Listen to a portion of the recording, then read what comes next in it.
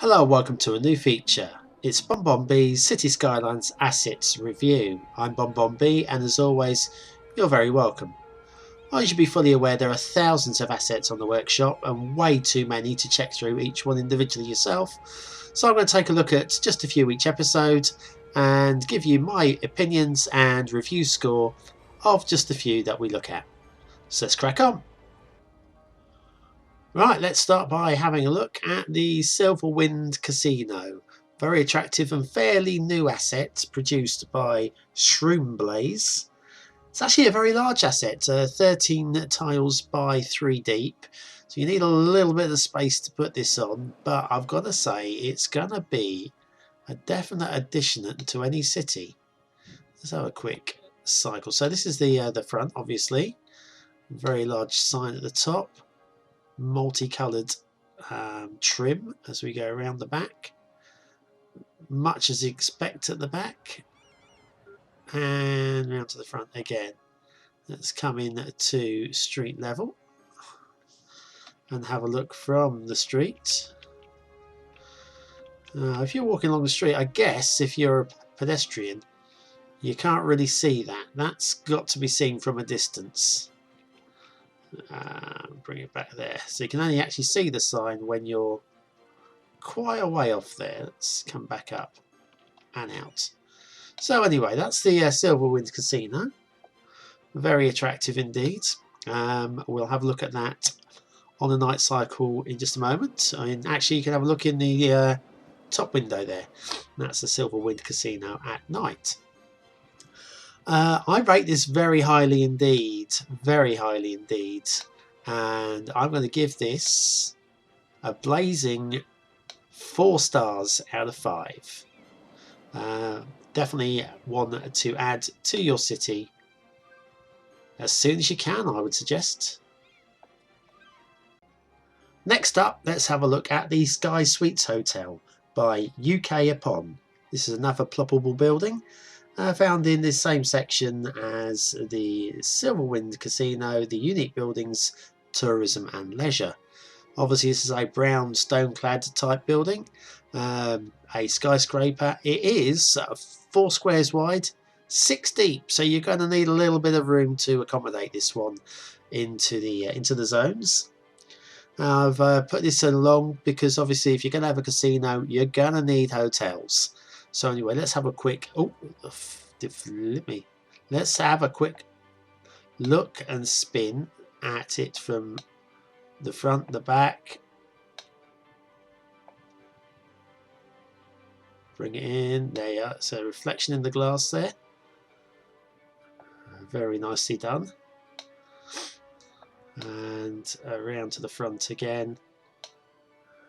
And if we come into street view, that is one heck of a tower.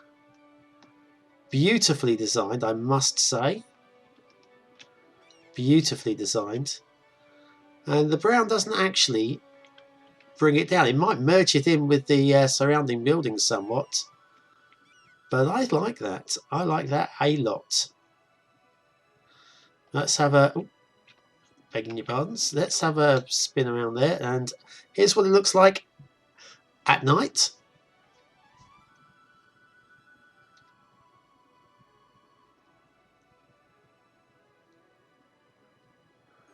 And I'm giving this a hearty 3 stars out of 5. Now, don't think 3 stars is a poor score. It's not. You've got to have a really good asset to score 5 for me. This doesn't quite jump out as much as the Silverwind Casino for me, but that said, it's definitely an asset that will be staying in my menus. Next, let's have a look at the Casino Drive-Up area produced by Screaming Dolphins. Now, this particular park has a couple of props that you need to add to your roster, and these are amongst the plants in the middle here, but they're obviously directly linked from the assets, so that's not a problem. This is obviously where cars drive in, will drop you off to get into the casino, which obviously goes here, and then the cars drive round and out. Now, as fine as this asset is, and I don't have any problems with it, I think it's nicely built and does the trick. The problem is it doesn't actually do the trick. Let me quickly show you why. Okay, so we've grabbed the Silverwind casino and just dropped it on the opposite side of the road from the park. And we're now going to move it into this zone here, and let me show you what happens. Now, as you can see, the grids by the roadside is taken up by this path, which means that the casino can't actually go there. Now, the only solution I can see is to extend the road out from here, run along the back of the path, and go to create a new road space. And that's not the point. The point is you should be able to plop it there.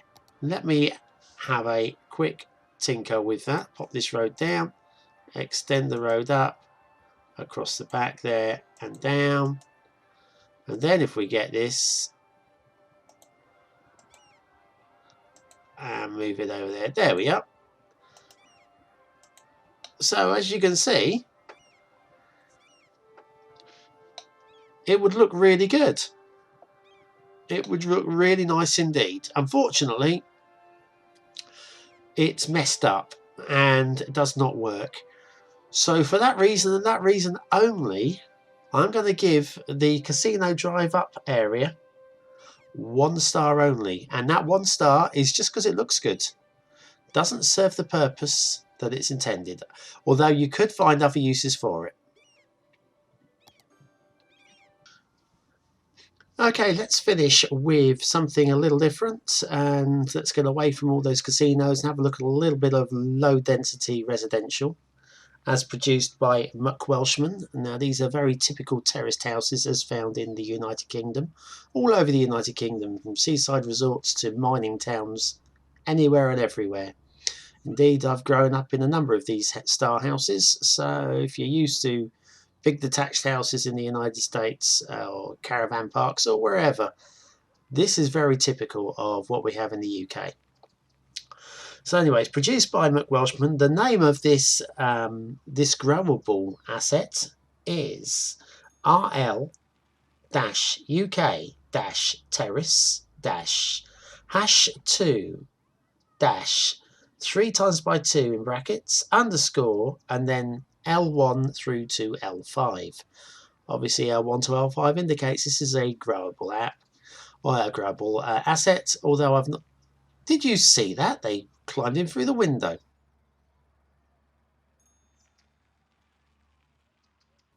How very Newcastle or Newcastle. Anyway, that's there. Let's have a look into the back gardens, shall we? And as you can see, very nicely fitted out. Now, there are quite a few props needed for this asset. Once again, they are all directly linked to, and I apologise for all these burglary and whatever signs going on. It's because I haven't actually put down a police station in this little neighbourhood, but that doesn't detract from this being a very nice little asset. I'm going to give this one. Ooh, it's a tricky one because I'm pretty sure there's going to be a lot of people watch this video who won't find any interest in this because it is a very UK centric asset. I'm going to give it a 3 out of 5. I was tempted to give it a 4, but yeah, only because a large number. If you're UK, I'm going to give this a 4. If you're anywhere else in the world, I'm going to give it a 3. So that concludes today's show. Don't forget to tune in again, subscribe and like, and follow me along, and I'll take a look at a few more assets later on. I've been BonBonB, and you've been very welcome.